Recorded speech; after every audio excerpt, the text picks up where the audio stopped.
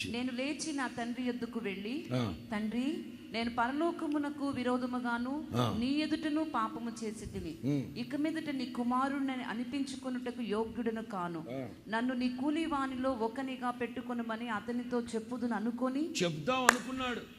చెప్పలా, చెప్దాం అనుకున్నాడు.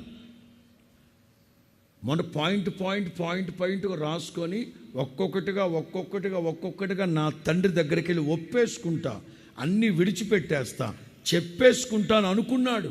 జస్ట్ అనుకున్నాడు అంతే. వస్తున్నాడు, కొడుకు వస్తున్నాడు. తండ్రి అదిగో చూశాడు, పరిగెత్తుకుంటూ వెళ్ళి వాడిని గట్టిగా కౌగిలించేసుకుని ముద్దు పెట్టుకున్నాడు. వాడు ఒప్పుకుంది లేదు, సచ్చింది లేదు. వెంటనే స్నానం చేయించమన్నాడు, కొత్త బట్టలు వేయమన్నాడు.